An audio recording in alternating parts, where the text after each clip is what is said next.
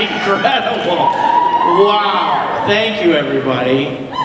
Wow. Hi, everybody. Welcome to Salt Lake City. It's good to be back. I've done a lot in Salt Lake. You probably don't even know half the stuff I've done in Salt Lake City. Tell us. I made a movie called Forever Strong. I was, I guess, the keynote speaker or the honored guest or something at Roots Tech. Yeah. I did another movie that you guys probably don't know called Freemason, where we filmed in the Masonic Lodge here. That was pretty cool. Yeah. Cool Masons. I mean, when I had my book out, when I did Toy Soldiers press tour was up here. I did speeches, I'm conventions. I feel like I know these mountains, man. That's awesome. Well, I want to say off the top, I think I speak for a lot of fans in the audience. You and I are about the same age, and I gotta say, it is such a cool thing to have been a kid, watching you as a kid do great things, and then to continue this very rich, creative life all the way into adulthood. It's a wonderful thing to see. It's surreal to kind of be here to talk to you, so welcome. I'm sure I'm older than you. I'm 54. A couple of years older than you. Well, let's kick it off if I can. Let's talk about for some people, actors' age is like like it was a big thing when we got the IMDb to like remove ages if the performer didn't want it on there because they didn't want to be, you think, oh, that person can play, 17 to 20, or that person can play, 30 to 35. And you're like, you know what? Actually, people can play a lot more than you want. But for me, I'm always like, 54, 54. That's a big 5-4, people. Yeah. The 40s were awesome. 50s are rough, man. Not in a bad way, just in a bad way. I mean, not in a bad way. Just in a, no, it's all good. Well, let's talk current events here real quick. Congratulations, first of all, on being elected national president. Thank you. Thanks, everybody. And, with 79% of the vote, I might add. Your mom, the great Patty Duke, was president of the union in the 80s, 85 to 88, I think. Which oh my God, you did some homework. Which makes you... I thought they picked this guy up off the street. Yeah. But he's like done homework. Which makes you the first, second generation president of the union. That's right. Why did you want this job? Oh my goodness. Well, thank you for that, first of all. It was, it was 2 weeks ago. Is today Friday? Yes. So it was 2 weeks ago today that the election results were announced and I became the president of SAG-AFTRA, the national president. It was right that you said that. We have 25 locals, so we have 25 local presidents. Wow. I mean, it's already been just an unbelievable amount of information to take in. Now when you're the sort of face of the union, you want people to come to you and tell you what's going on with them, and when there's something that's not right. And so then you want to be able to figure out, how can I make it right for this individual person, and how can I make it right for people who are having that kind of experience, and everything from residuals to healthcare to the pension plans to safety on set to like anything else. So the reason I'm doing it is because of my mother. There's no question about that. So I was doing an interview for something, and it was like somehow that answer wasn't satisfying enough, because it was like, yeah, but why are you, but like what specifically is of interest? And I'm like, you don't understand, like my mother's entire life was in service to other people. And whether it was with her mental illness and the way she talked about it and wrote about it and gave speeches about it and interacted with people about it, or whether it was in any one of a number of things, and with SAG, then it was Legacy Screen Actors Guild before the merger. Her life was she was an engine of service. So to me, when I say I'm doing it because of my mom, that's the ethos. That's what it is. I want to try and honor her,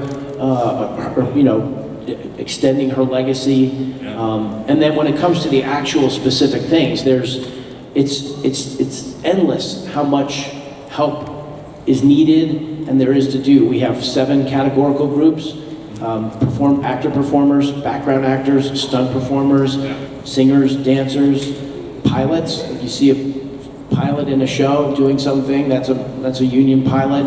Puppeteers, we represent broadcasters, we represent audiobooks, with people who do video games. We do like 200 contracts a year we negotiate. And so, you know, trying to, Edward James Olmos, I saw him in Portland 2 weekends ago, and he and my mom did things together, activism together, and he said, you know, Sean, you're gonna have to learn how to say the 3 magic words, I don't know. You know, he says, because people are gonna be coming to you with stuff and you're not gonna know the answer, and you're gonna have to like be comfortable trying to find out how to get them the answer they want, or get them to someone who can get them a good answer. So, but you know, I only have one speed. All in. All in, yeah. I don't know how to do anything else. Everything in my life I've done, like, you know, my marriage, our kids, triathlon, you know, whatever, acting, college, master's degree, like all these things that I've done, 1,000%. So now it's a 2-year term. 2-year term, and I'm all in, you know, all in to try and understand everything I can and represent the members to the best of my ability, and yeah. I know you say there's a lot of... I know you say there's a lot of issues. I know you've been really active in the realm of setting up some safety guardrails for AI, for example. Is that one of the... AI is, some people are kind of looking at it as an existential threat when it comes to performers. Well, that phrase, existential, or that word, existential threat, that phrase is, I think it's overused. But in the case of AI, it is an existential threat. It absolutely is a career...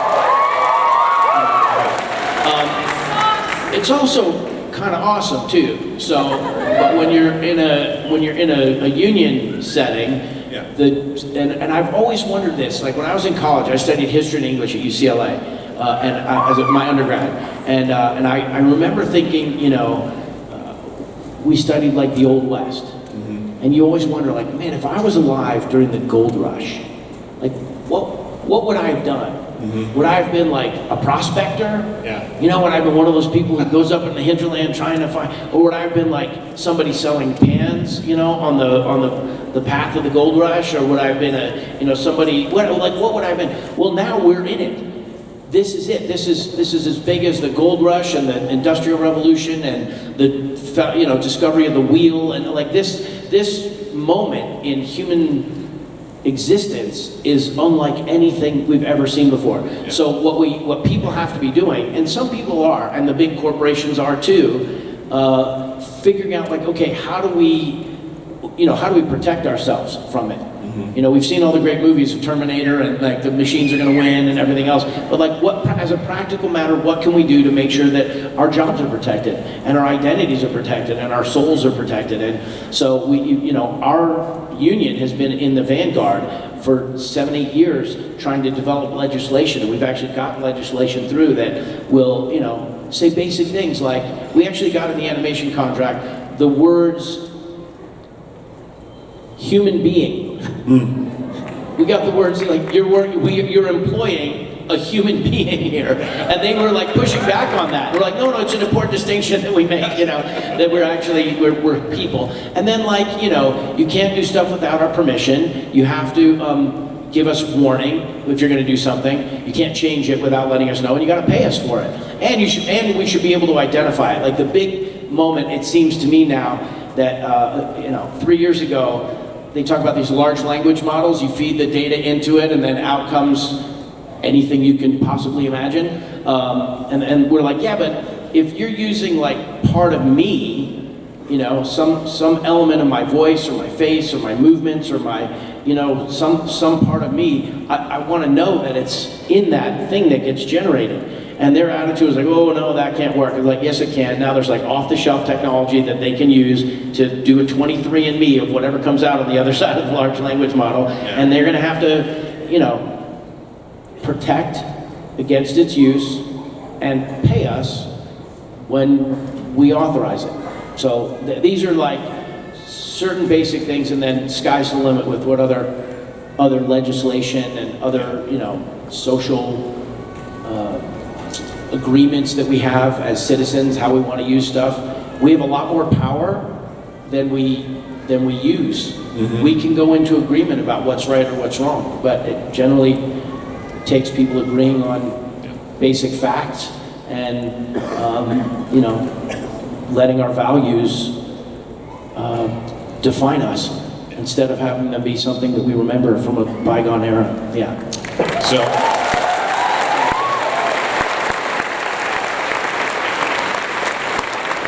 All right, let's switch it up a little bit here because I want to talk. So last summer in our driveway, we set up a projector and showed the Goonies to all of the all of the kids in the neighborhood, and I was nervous because I love this movie so much. I wanted them to love it too, and the fact is, they all still love it so much. And so, as we celebrate the 40th year of that film, why do you think it endures? Well, first of all, so you were a parent and you just randomly set it up in the street? We just randomly set it up. My son is 11, and we had all the kids over, set it up in the driveway, and all right, just because it was PG. Yeah. Which in 1985 apparently didn't mean what it means now. Right. Because like, we like curse in it and stuff, so I'm just imagining like, you know, the local, you know, it's pretty tough. Homeowner saying like, like what are we doing? No, but no, it's very clear why it endures. It's got heart. You know, the whole idea is we want to save our homes.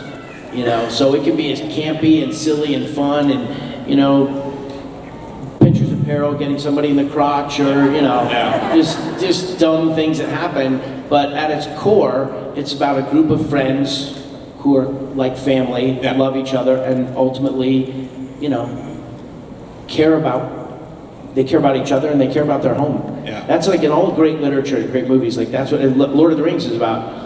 You know, preserving the Shire. Yeah. It's the same story. Yeah. It's the same story. Yeah, and I think when you watch it, really, with the exception of none of the kids have cell phones, it holds up really well. Like there's a really good, enduring sort of quality to it. But I think one of the proof of just how much Goonies is beloved is the literally hundreds of pop culture references that pop up over the years, from Jurassic Park to 30 Rock to Family Guy, and yes, Stranger Things. But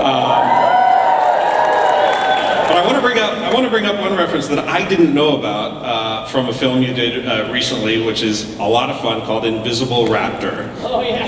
And you guys don't know this one. If you haven't seen it, it's great. It's so much fun. But I was made an invisible velociraptor. Yes. And we've got him in a cage. And so you can't see him, but he's really clever. Like he decides he wants to escape. Am I ruining it? I'm like. No, I haven't. The reason I ask about it is I was texting with the director the other day, Mike Capes. Yeah, Mike. And because I told him we were doing this, and I said, any good stories you could tell about Sean? And he said, well, first of all, you were super cool and kind to everybody on the set, and they loved working with you. But he said you were also game to working in a few Goonies references here and there. And my favorite was they changed the name of your character. Do you remember this story? Do you know why? I have no recollection. So they changed the name of your character from to Willie. I think. Right. Yeah. Yeah. So they changed the name of your character to Willie because in the scene, and sorry, this is a spoiler, but spoiler alert. Spoiler alert. You lose an eye in the scene, so the character, of course, is one-eyed Willie. Yeah.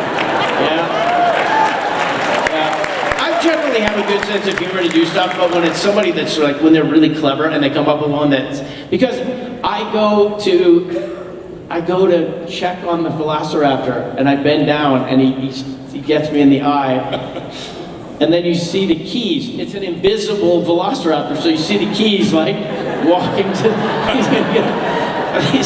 You knew it was going to be like a classic. Wait till you guys find this. It's so funny. It's fun.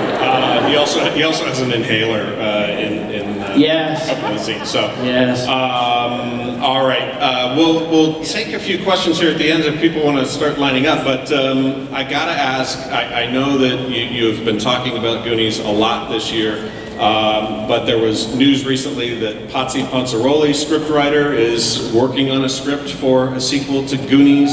Anything new you can talk about? I thought that was the name of a character he was going to put in the Goonies. Right. No, apparently he was in Italy at the film festival and saying that he had finished a draft. And I know what you know, but I have a sense of confidence that it's actually happening. Yeah. And I assume the fans seem to want it. Lo these 40 years they've been asking for it. Yeah. And I think maybe they'll want the original cast to be in it as well. I don't know. We'll see. I take it you would like to get the band back together in some form. I mean, it's just lived in all of our imagination for so long, probably because of the conventions. Yeah. That this is what people want, is what they want. And we've all had different ideas for it. Yep. Corey Feldman and I wrote a treatment for it. Yep. We went and pitched that treatment, and they were like, oh, no, we're not going to do that. So, you know, it'll be weird if we're not. Yeah, I agree. Yeah. But it's got to be good. Speaking of your Goonies co-stars, you did a film called Love Hurts with Ki Kwan recently, which is also out there streaming. You can watch it now. Has it been out long enough to spoiler alert it or no? I don't know if this is. Yeah. Has it? Well, I also lose an eye in that one. He does. I wasn't going to bring it up. Yeah, there was a lot of. Yeah. I think it was. I can't remember which eye it was. I think it was this. I think it was your left. But left eye. anyway, yeah, that was scary. They had to do the whole thing. Yeah.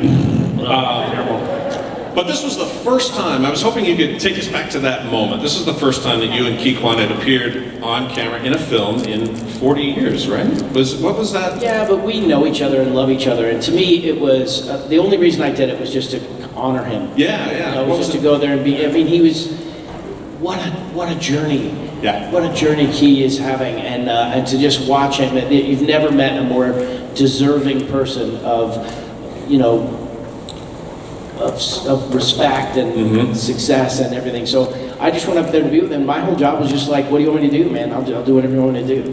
And it was fun. We were in these scenes together, and you know, watching him work, he's like developed his process. Yeah. And I had to kind of just put my understanding of the child boy that I know, and our process then was just whatever, and go. You know, so now he's a performer and he's thinking about it. I'm just looking at him thinking like, oh my gosh, what a life, what a journey, what a blessing it is to be able to. Yeah. And he refers to you as his brother. And when I look at the projects you have done over the years, Goonies, Lord of the Rings, Stranger Things, they all sort of explore this idea of found family, and I'm just curious, in a country that kind of feels a little divided lately, I'm curious if you think where stories like this have a place, and the arts in general, to sort of carry a different message right now. Well, life is hard. Life is hard. I mean, it's hard to work. It's hard to like pay for stuff. It's hard to like take care of your kids. It's hard to like, you get older, your parents get older, you know, kids have to deal with different kinds of bullying, you know, there's worry about the environment, you know, there's like so much to worry about. I think I never used to like the idea of escapism.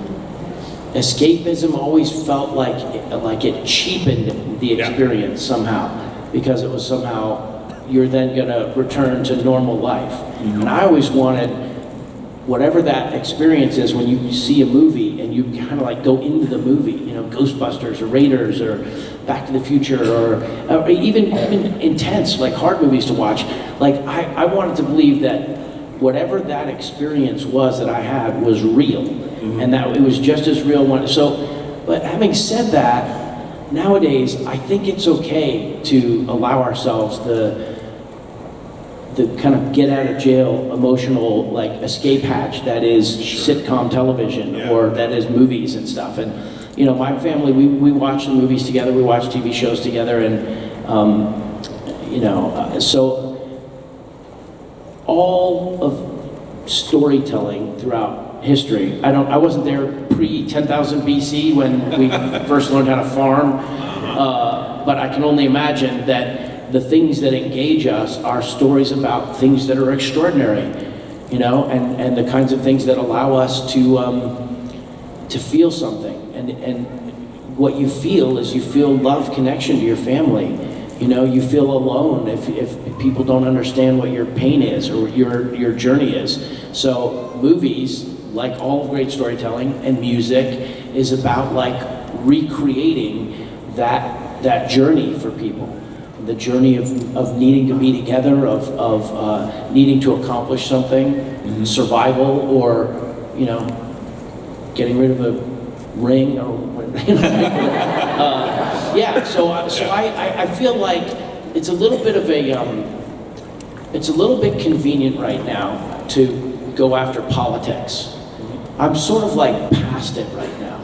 I'm sort of like, really, let's all like communicate with each other. Let's try and figure out what, there probably is much more agreement on who we are, what's safe, what we like, what we want to do, how we want to be, than we realize, or than we allow ourselves to believe.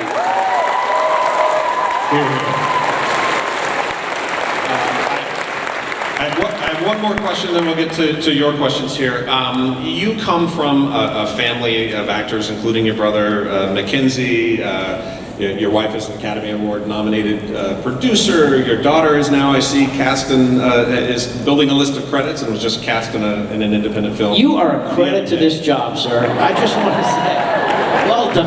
Thank you. I imagine it may be hard to imagine doing something else other than working in entertainment. But I want to ask you, because last year you earned a master's degree in public administration and policy at American University. Congratulations on that. And I have to ask, given your foray into becoming a SAG-AFTRA president, is this a hint that maybe you may be considering a run? Would you consider running for public office at some point? So before I put my name forward to be the SAG-AFTRA president, I talked to my wife and kids, and I think this role is about as much as I'm going to convince them is okay. Fair enough.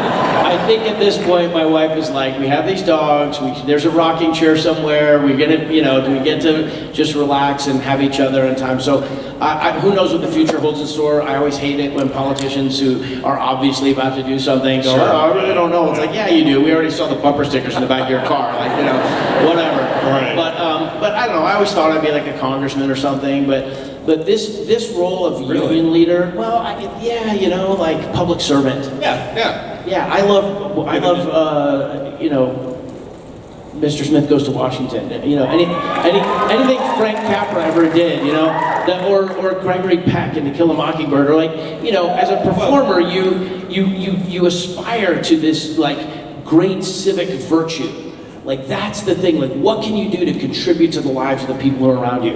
And then, like, you know, because I'm an actor who's enjoyed more than my fair share of good fortune working and earning and everything else, you know, you might start to buy the press. You might start to believe it, you know, that like you can actually do all that. So I think I have no idea, but what I look for in people who are doing that, I want to see people who are passionate. I want to see people who are honest, but not hold them to some ridiculous like cartoon standard. Sure. And I want to see people who have real, genuine curiosity and passion for what it is that they're going to be doing. You know, and like that. And as much as you go for good leaders, we need to be good people. Like the leaders will come if we behave properly. Agreed. Absolutely. All right, we got about 10 minutes left. Let's try and get a few questions in. Go ahead. What is your favorite memory from filming Lord of the Rings? My favorite memory from filming Lord of the Rings. I only have 25 years of thinking about this under my belt. My quick answer is always kissing Rosie Cotton. And then my wife looks at me like, that's gonna be your answer? Are you gonna get that answer? I'm like, it's a good answer. We got to fly around in helicopters a lot, go to work in helicopters. Of course, the first time we did it, I refused to get on the helicopter because we had our Hobbit feet on. Not great for running around on the top of a mountain in like, naked Hobbit feet. Good for hobbits. And we had the ears on and the hair and the backpack and everything. And I was like, I'm not gonna go unless I have a lighter and a knife. Just in case. And they're like, well, there's no animals up there to hurt you. I'm like, I don't care. What if I want to make like a fire or something? Like, if you really don't want to make a fire like in these mountains, like that would be a bad idea. And I'm like, so I don't think I was ever really ready for Survivor, but that was kind of a fun one. My daughter and wife were there the whole time, so that was pretty great. When my daughter played Eleanor at the end of the 3 films, it's pretty great. Yeah. So I don't know. I'll keep thinking. Hi, I'm Josh, and first I want to thank you for coming all this way. We're happy to see you here. And Thanks, my question is I'm sure you get asked things like this a lot, but as President of SAG-AFTRA, I was wondering what you think the relation between creatives and workers and people of that sort and AI is going to be like in 30, 40, 50 years from now, and if we will be able to win the fight against this technology and be able to coexist with it, or if it's just inevitably going to be our undoing. Josh, I have an easy and quick answer. We will win.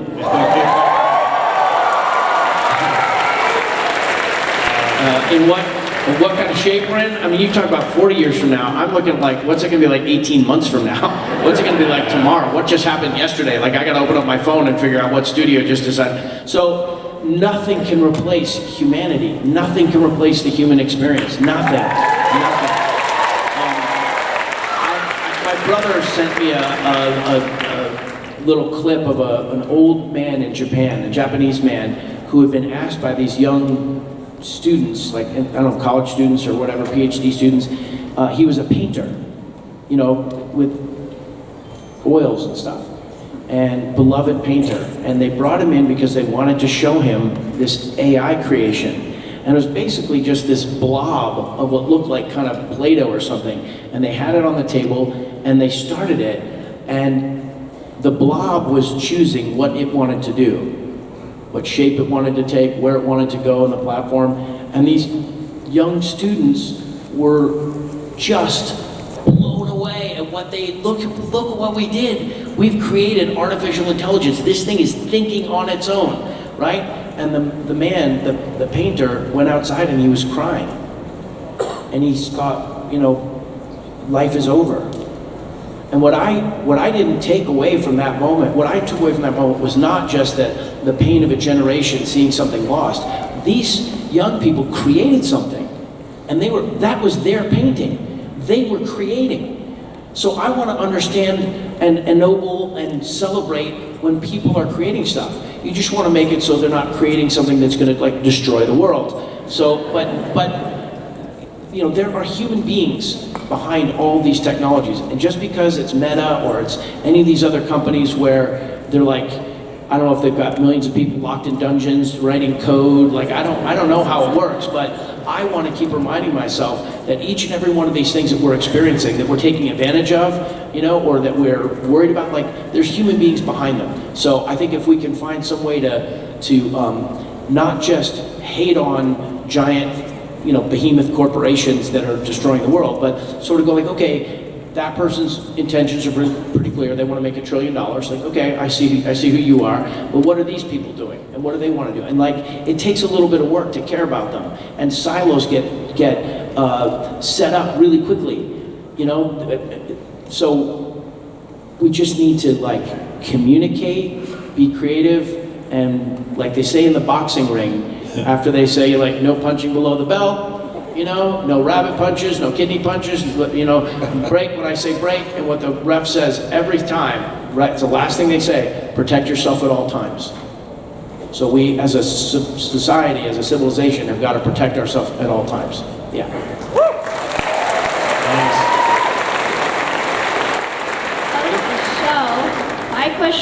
is, what is your favorite mission in Special Agent Oso? Special Agent Oso, it's all part of the plan.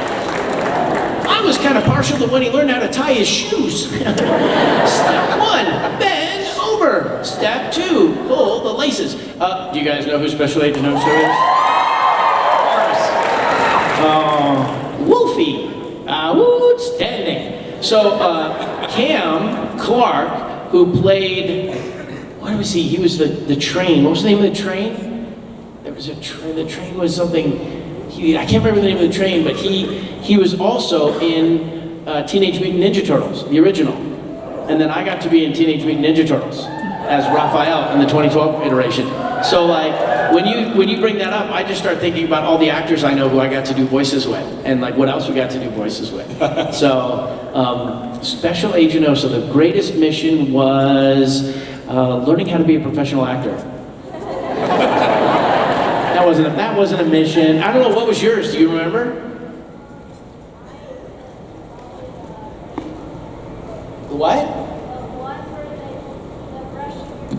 Oh, brushing your teeth. Absolutely. Absolutely. The everything with Oso was you could learn it in 3 special steps. And then he would always mess up. And then you go, it's all part of the plan, more or less. And then he would get a badge. And then he would make you, the viewer, he said, you're a special agent too. It was designed for like 3-year-old, that was the target audience, was 3-year-olds. And that we did a 2nd season, so much fun. And then they canceled it. And I was like, why? It was so good, everybody was liking it. They said, yeah, but every 2 years we've got a new crop of 3-year-olds who don't know anything about the past. So you're like, all right, there you go. But I appreciate you asking that question, thank you. That's awesome, thank you. I've got time for one more, go ahead. Oh, last one. So, as you alluded to before, you brought so much heart to Stranger Things. I mean, it just, Bob, loved him so much. That being said, what was your favorite part of just being on that set, working with the kids and everything? Kissing Joyce. Again, here's my wife. Hey, stop it. All right, sensing a theme. She's like, my favorite thing was when you got eaten by those dogs, you know? But, I had learned about Stranger Things coming to conventions. People would come up and say, have you seen Stranger Things? I'm like, what is that? I'm not, what is that? They're like, no, it's Goonies. It's Goonies. It's Goonies. I'm like, it's Goonies. I'm like, I don't think Goonies had any big monsters. Like, it's like, yeah, it's a little scarier, but they're riding bikes and there's Radio Shack and, it's the 80s. And so, to me, Bob's function in the story was to give Joyce and the audience a moment to breathe. Because you'd spent an entire season with her in absolute terror over the loss of her son. Mm-hmm. And, just miserable. And it was kind of unrelenting cruelty to that character. So they kind of gave her a few episodes where she could, there was, I don't know if Bob would have been the love of her life, but he was there and he cared about her, and he cared about her kids, and his whole thing was just like, I'll bring some puzzles, like, I want you to be happy, like, boy, that would be pretty great if some of us knew how to do that, just make someone else happy. So that whole, that vibe, like that I was coming in to represent that like emotion in the world, and they all kind of accepted me for that. The kids were incredible. They're not kids anymore now, they're all, but David Harbour's awesome, and I knew that it had achieved this success, this galactic success. I mean, like, Lord of the Rings was like as successful as it gets, so I knew what that felt like. It hadn't been that long ago, and now this was doing it, and then I got invited to be a part of it. And actually I auditioned for a different character. I auditioned for the reporter, the guy who was investigating Russia, right? And that guy. So, but then they said, can you come back and read for this other guy, Bob? And so, but getting invited to do it, I was like super appreciative that they had accomplished this amazing thing, and I was there to basically like help it keep going. And that, it's a different sensation than I'd had on a lot of other. I did The Color of Magic. Do you guys know The Color of Magic? And that one was like that. That was fantasy satire, Terry Pratchett. And when I got to do that, I couldn't believe it. Just all of these amazing things, turtles, all these things that are like massive before I get there, and I get to come in there. The feeling of like, number one, you want to make sure you do your job and like don't suck, right? That's like number one thing, don't suck. And contribute, like find some way to contribute to what this thing is that's been created. It's just such a blessing. I didn't know when I got Lord of the Rings anything about the Tolkien lore and the mythology and like how well known that story was around the world in every language, you know, for generations. And like, I mean, I knew it intellectually and like I understood what I was doing, but it didn't feel like that. So Stranger Things, yeah, it was pretty great to just be able to walk in and just feel like I get to be with all these people who are doing this. I mean, the Duffer Brothers, the world they created, and I didn't get to work with Millie. I was bummed out. In the 8th episode, they sent her to Chicago for some reason to get in like gang fights in Chicago. I don't know what happened with that episode, but she wasn't there so I didn't get to interact with her. But that was the only disappointment I had because I just thought that what they had all created with 11 was like just next level. So, but I got to hang with my peeps and it was fun.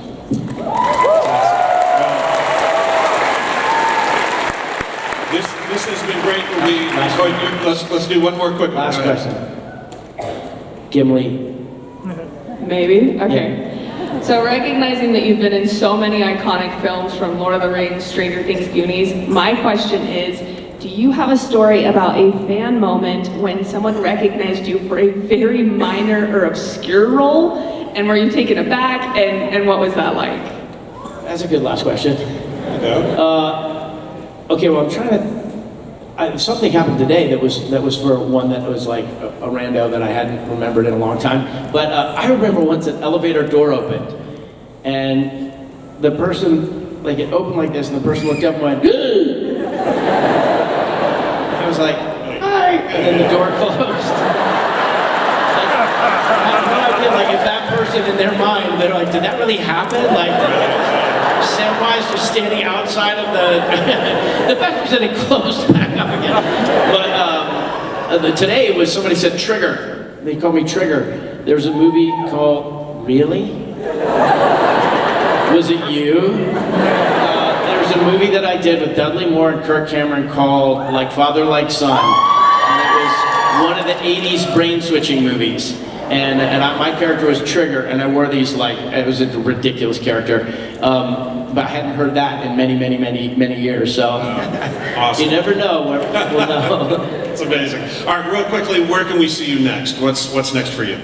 I just did a film called Chili Finger with Judy Greer and John Goodman and Bryan Cranston, and yeah, it was just awesome. All right. Judy Greer was really funny. Right before we would go to shoot something, we'd do a shot, she'd go like, "Do hobbits have tails?" You know, she like, maybe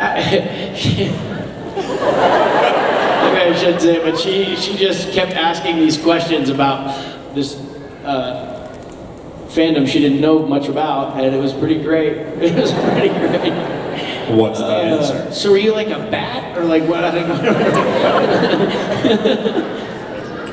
Sean Astin, thank you so much for coming. Thank you.